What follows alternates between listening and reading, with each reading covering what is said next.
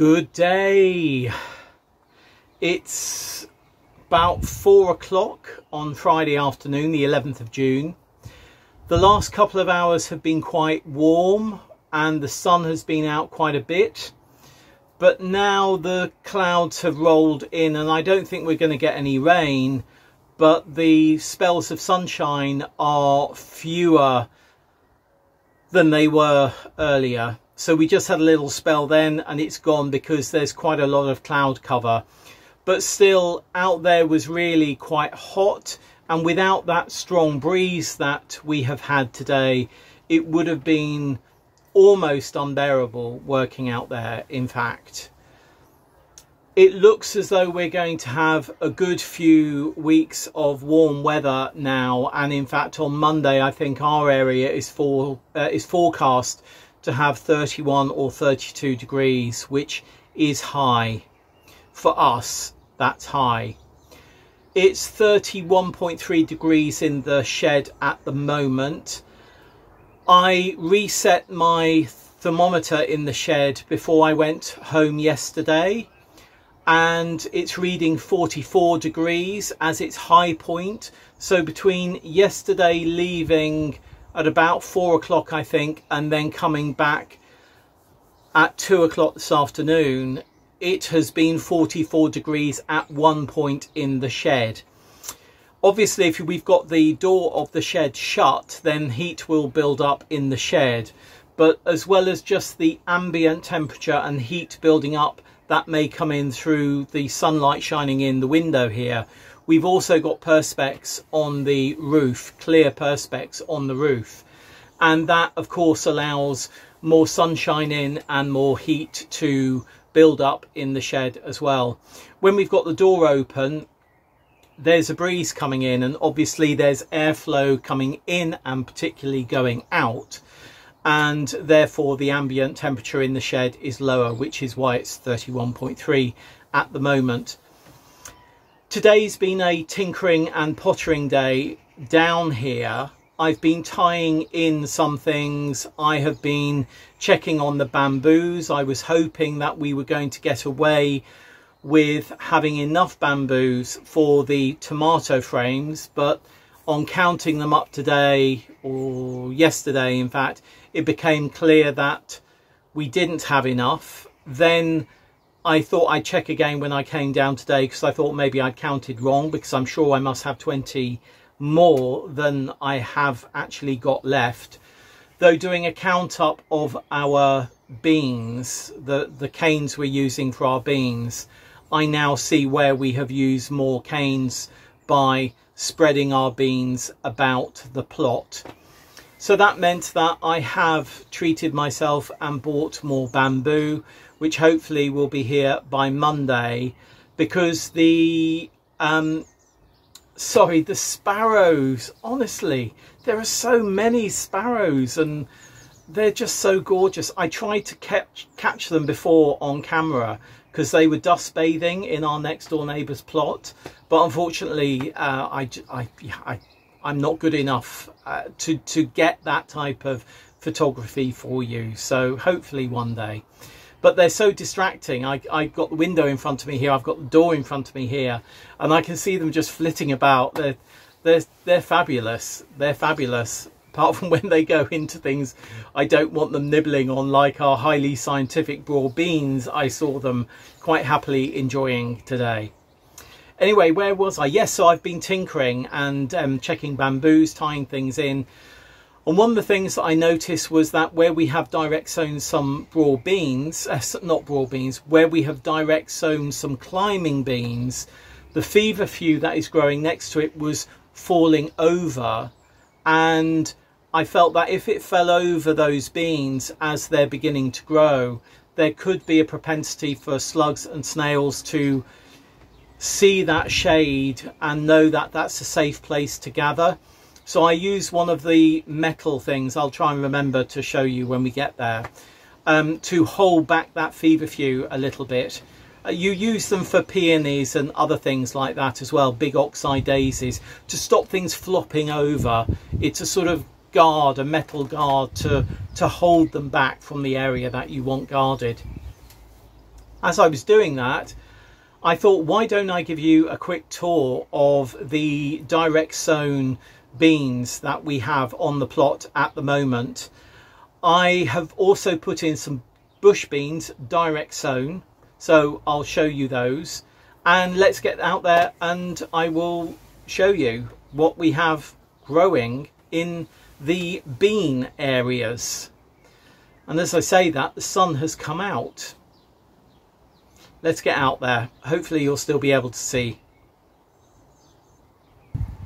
These are our Madeira Maroon. Most of these, I'm not sure if you can see from this angle, but they're the ones that are up and have 2 leaves are about 3 to 4 inches high. These started germination about 2 days ago, so fingers crossed. You can see some here as well, though I do notice a bit of slug damage on that one. And then backing up,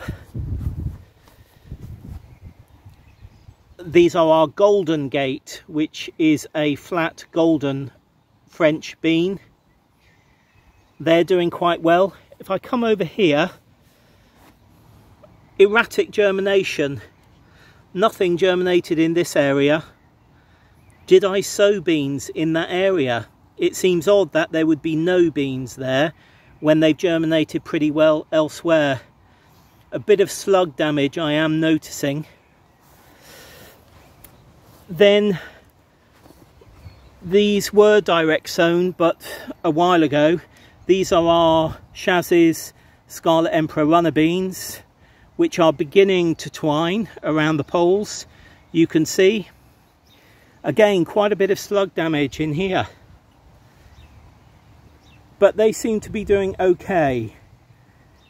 I think Jane Kelly had some discussion on her channel the other day about which way beans grow, clockwise or counterclockwise, and certainly in the case of these runner beans, these are going counterclockwise or anti-clockwise.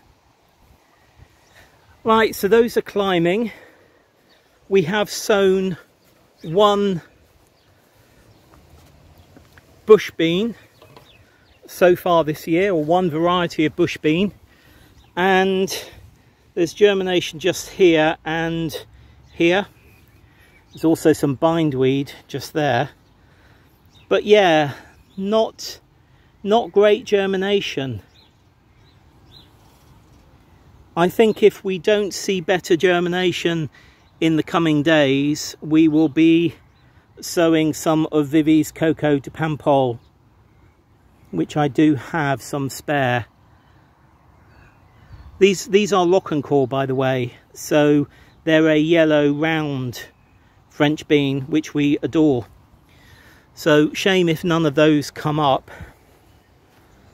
Then moving up, these are really doing well here. Look, we have got at the front Canadian white, which is a half runner, but like a French bean, but it's a half runner. And then at the back is Tarbais. Now Tarbais was actually the quickest to germinate. It germinated, the first one showed itself after 5 days. And the Canadian white, I think, was 6 days or 7 days. But pretty good germination. I hope you can hear me because it's pretty blustery all of a sudden. But those, I think you can see, are doing pretty well. And then moving over, passing the wheelbarrow. Right, this is the guard that I was talking about here to hold the feverfew back from flopping over this area of beans. So in this area at the front, we have Bird's Egg Horticultural, and at the back we have Vivi's Helda saved seed beans. So fingers crossed on those. But this is an area where you have coverage like this, and also coverage like the cardoon over there, that slugs and snails really like the shade. So if we have too much shade along here, it will create a bit of dampness, which I think could bring about slugs and snails really going for these. So I need to keep on top of that. And then finally, let's have a look at seeds in the poly from Roshni that we sowed in pots. So the front 4 here are cocoa prolific, no germination there yet, and the 2 at the back over there are case knife beans, no germination there yet either, which is really odd because I'd expected these in the poly, because it's warmer in here, to germinate quicker, but that hasn't been the case. Hey ho. Our cucumber wombers, which are at the back there, seem to be doing okay. My plans in the polytunnel have changed, so some of those are going to be growing in here this year, but I'll come on to that another day. Things are certainly beginning to fill up, and those beans all coming up are great. I'm really pleased. Right, I'll leave it there for today and see you again for something tomorrow. Bye. Good day. I've decided that today is the day that I'm going to harvest the garlic. It's yellowing up. It hasn't fallen over, which you would normally wait for it to fall over. And I don't have any white rot, so I'm not taking it out because of that. Or actually, the 2 bulbs I've taken out so far haven't had any white rot, so fingers crossed we don't have any.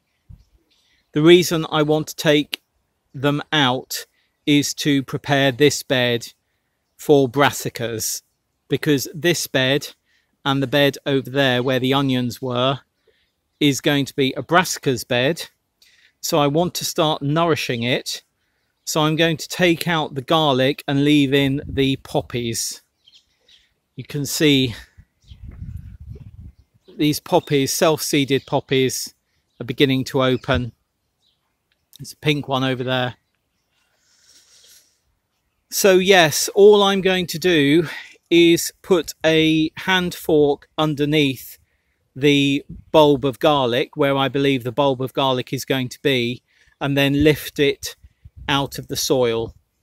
You don't want to pull the neck straight out, because the basal plate, which is where the roots come from, you want to keep that intact.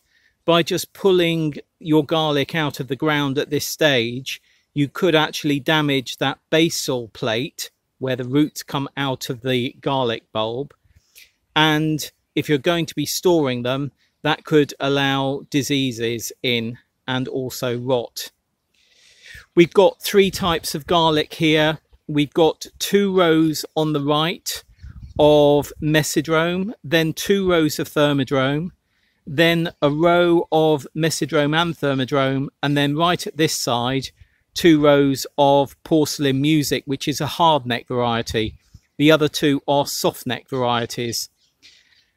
And I have to say, though it's all in the harvest, but at the moment, the Hardneck varieties seem to have done not quite as well as the Softneck varieties.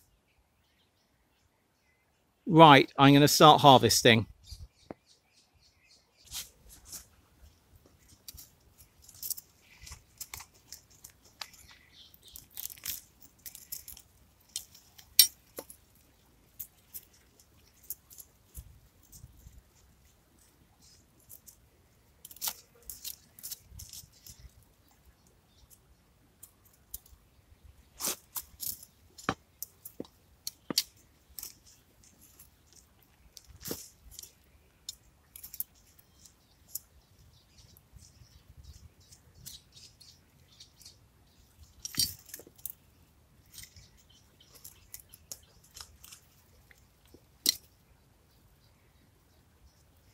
Now look, that has got white rot on it. Putting that to one side.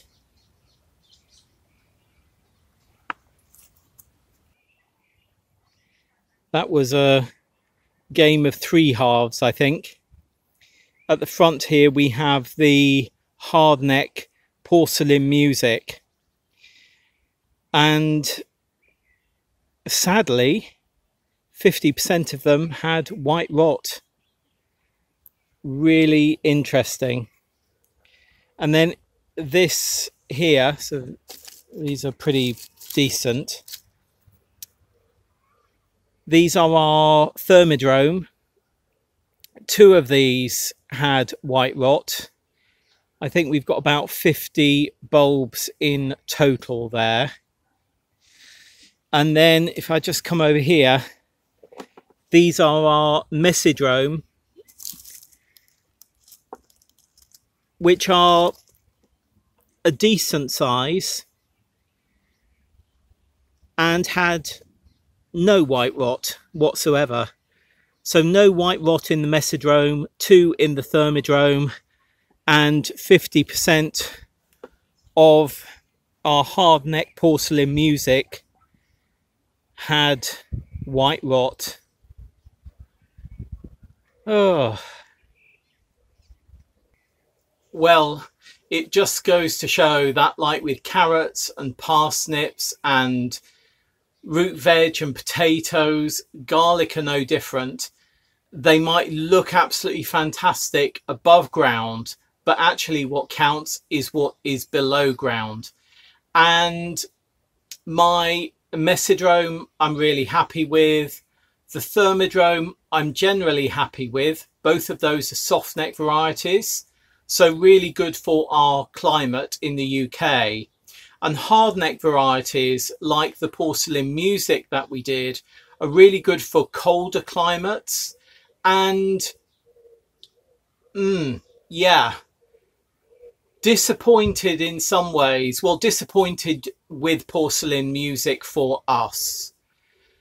However, maybe because it likes it much colder, maybe our milder, little bit damper weather in milder conditions didn't help the Hardneck variety, the Porcelain Music.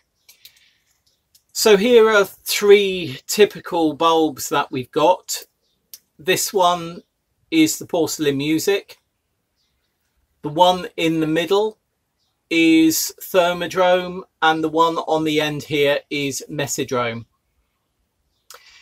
Now, someone on Planet Vegetarian, apologies, I can't remember who it was, had dug up some of their garlic and was disappointed that there were no cloves. Depending upon when you dig up your garlic, it might not feel as though, or it might not look as though cloves have formed. But when the outer layers dry, the sort of paper that separates the cloves begins to get tougher, and that's when you will generally see cloves. So this is Messidrome. I can feel there are cloves in there. It might not, can we get that? It might not look particularly, let me come back to me. It might not look particularly as if there's cloves, but I can feel that there are cloves in there. If we go to the Porcelain Music, can you see there are definite ridges already in here? The cloves have definitely already formed in there. And then if we come to this one, which is the Thermidrome, I think there's cloves that have formed in there. But I would say that 50% of the, let me move that away, 50% of the Thermidrome are what I call monobulb. So they're a single bulb. But you know what? That doesn't bother me at all, because you can use a half bulb or a whole bulb. Very often I find recipes say 2 cloves of garlic. You put 2 cloves of garlic in, you won't taste anything. I mean, you know, when we're cooking and making a spag bol or something like that, vegetarian, of course, if it says 2 cloves, well, I mean, we don't cook by spag bol by a recipe anymore. Whether it's lentils or whether it's soya, we never use a recipe. I will bung a load of garlic in there because garlic is really good for you and we like garlic. So yeah, I find sometimes when it says, like, you know, a teaspoon of curry powder for 10 people. Yeah, really? But it's interesting. So if you feel as though your bulbs haven't formed individual cloves, give them time, because now these are all going to dry. We've got some decent weather over the coming days, so I wanted to get these out today. I want to prep those 2 beds for brassicas. I was going to say Brussels sprouts. I want to prep those 2 beds for brassicas, so I want to get these out. And the fact that we've got a good spell of dry weather now will help these dry out, because what happens is I put ours upside down generally like that, and then this bit here, the neck here, as it dries out, it tightens and seals up the cloves, your bulb. It seals up the bulb and it seals up the cloves, and that's what you want to happen. So this is quite thick at the moment. Once that's dry, there will be nothing in that neck whatsoever. How do I feel about the garlic harvest this year? You know what? It's fine. It's fine. We redid those 2 beds, you'll remember, and I think by taking all of the compost out, by putting the cardboard down below and putting all the compost back on top, I think in about November or December time, or was it January, we gave the cardboard a really good forking, because I was worried that water might be pooling. So maybe that was a reason why our onions didn't do quite so well.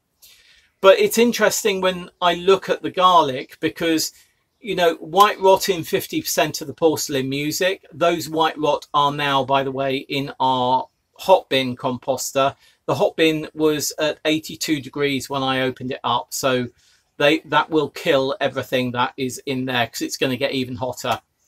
The Thermidrome 2 had white rot, so that is 2 out of about 60 bulbs had white rot, and the Messidrome, which we did last year, absolutely none had white rot. So I think what I'm going to do this coming year is I'm just going to do Messidrome. I'm not going to play around with different varieties. I've tried that over a number of years. I really liked the Messidrome a couple of years ago, and I'm going to go for Messidrome again. I think this year I will experiment a little. I will keep some cloves for planting out in October, and I will buy some fresh cloves of Messidrome as well, and we'll do a trial of our own saved cloves from this year's harvest and fresh cloves. But yeah, I'm fine with how the garlic has done. Bit disappointed in the porcelain music, though, as I say, it is something that does well where the climate is a bit colder than we get. So Greta, I know, grows porcelain music, and they do really, really well for her. I mean, she had snow a couple of days ago, so, you know, in where she lives, even, you know, it's late even for there. But yeah, I'm happy with our garlic. We've still got garlic from last year's harvest.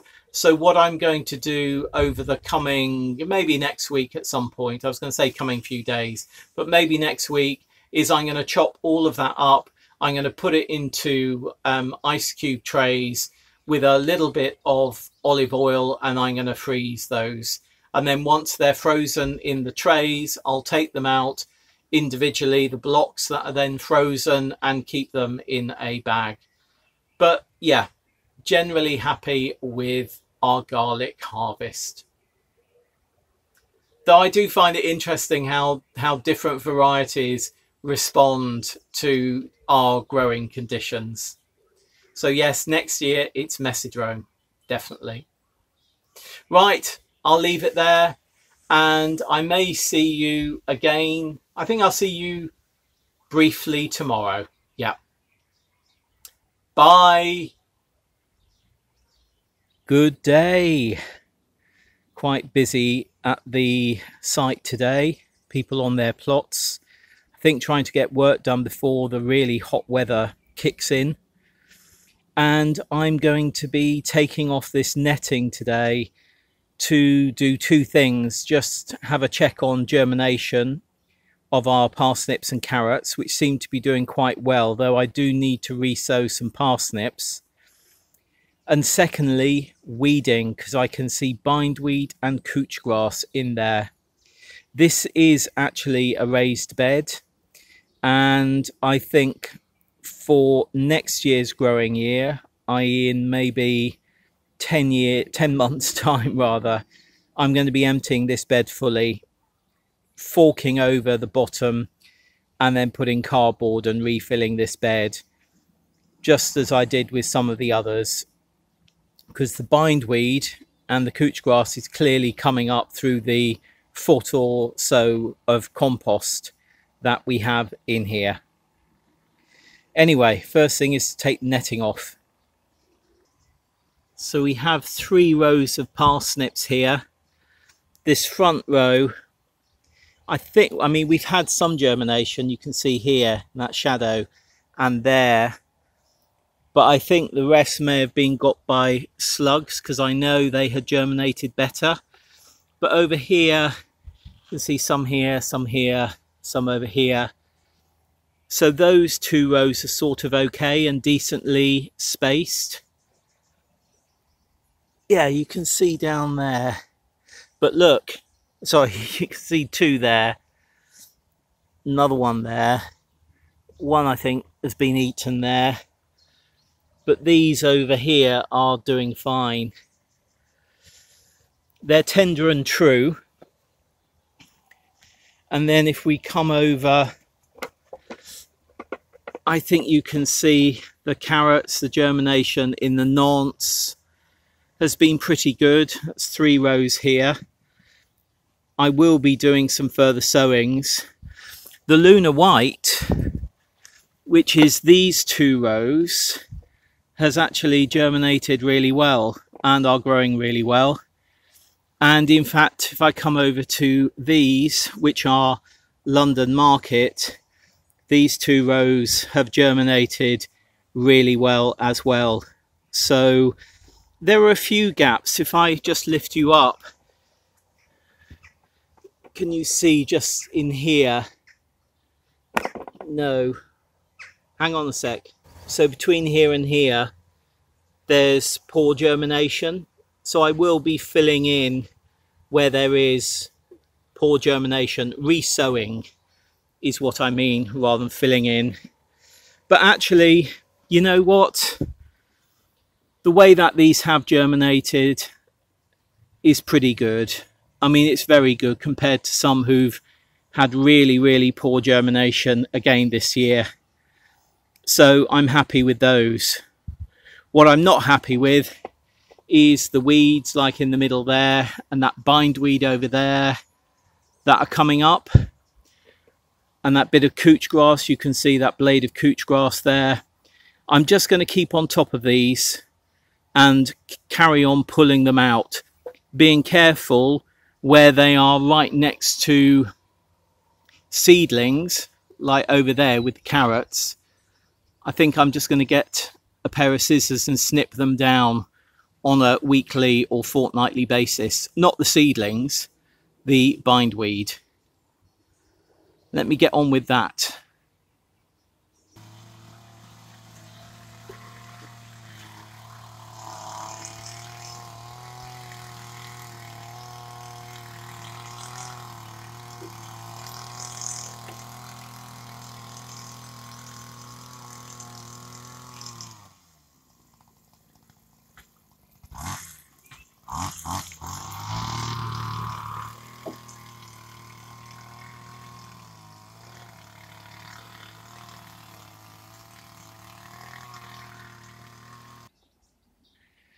weeded, watered, and netting back on. Obviously, when I normally water this, I just water through the netting. I don't take the netting off to water.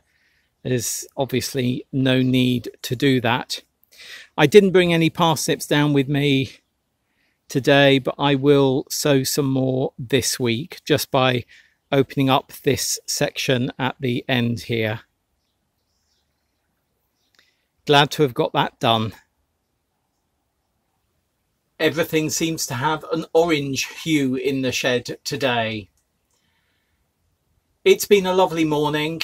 I've been down for about 2.5 hours, I think, maybe 9:15. It's now midday.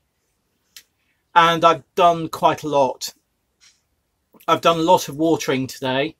There's been a lot of people down.